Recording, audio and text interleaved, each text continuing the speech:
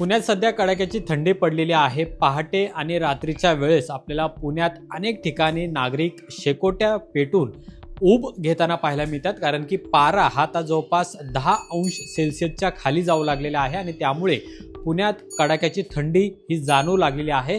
असं असताना आज पुणे महानगरपालिकेचे आयुक्त नवल किशोर राम यांनी एक अजब आदेश काढलेला आहे, ज्याच्यामध्ये सार्वजनिक ठिकाणी शेकोट्या पेटवण्यावर बंदी घालण्यात आलेली आहे आणि अशी जर कुठे शेकोटी पेटवली असेल तर त्यांच्यावरती कायदेशीर कारवाई केली जाईल असं सुद्धा यामध्ये म्हणण्यात आलेलं आहे। सध्या थंडी मोठ्या प्रमाणात वाढलेली आहे आणि त्यामुळे अनेक ठिकाणी अशा पद्धतीने शेकोटी पेटवली जाते आणि या थंडीपासून बचाव नागरिक करताना पाहायला मिळत आहेत। पण आज जो आयुक्तांनी याबाबतचा आदेश काढलेला आहे त्यावर पुणेकरांना नेमकं काय वाटतं आहे हे आपण विचारूया, कारण की थंडी मोठ्या प्रमाणात वाढत चाललेली आहे।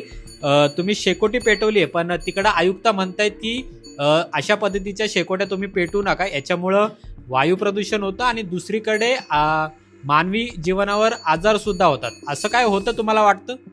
आता ह्या शेकोटीमुळे तर दुष्परिणाम काही होत नाहीत, म्हणजे असं आमचे वाडवडील पहिल्यापासून हे शेकोटीचा करायचे, त्याच्यामुळं तसं काही त्याचा दुष्परिणाम होत नाही।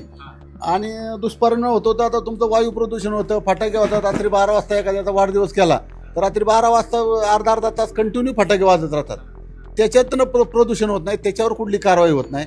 वायू प्रदूषण, गाड्यांचे धूर असतात, त्याच्यावर कुठलं कारवाई होत नाही। आणि छोटे मोठे शेकोटी, आता समजा आमच्याकडे जनावर आहेत, मुकी जनावर आहेत, त्याच्यासाठी आम्ही रोज थंडीसाठी त्यांना शेकोटी करतो, तर आम्हाला काय असं वाटत नाही की त्याच्यामुळे काय वायू प्रदूषण होतंय। हा निर्णय रद्द केला पाहिजे आयुक्तांनी? नाही, हा निर्णय हा चुकीचाच आहे, हा आयुक्तांनी मागं घ्यावे असं आमचं म्हणणं आहे। काकू, काय वाटतं तुम्हाला? म्हणजे तुम्ही पण आता शेकोटीचं शेक घेताय, पण आयुक्त म्हणतात की अशा पद्धतीच्या शेकोट्या तुम्ही पेटू नका म्हणून।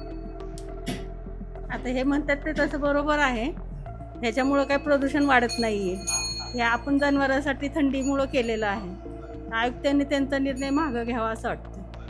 म्हणजे अशा पद्धतीने या छोट्या शेकोट्या आहेत त्या अनेक ठिकाणी सध्या नागरिक आहेत ते संध्याकाळी किंवा मग पहाट असेल त्यावेळेस पेटवतात। साधारण अर्धा एक तासांची ही शेकोटी असते, पण याच्यामुळे शरीरामध्ये एक ऊब मिळते आणि त्यामुळे थंडीपासून हा बचाव केला जातो।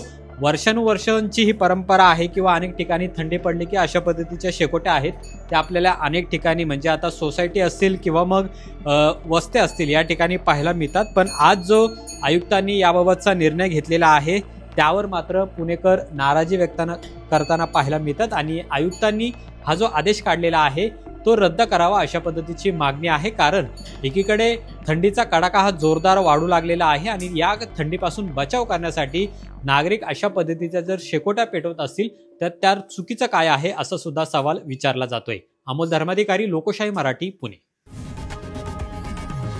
लोकशाही मराठी, ऐका, पहा, जागरूक रहा।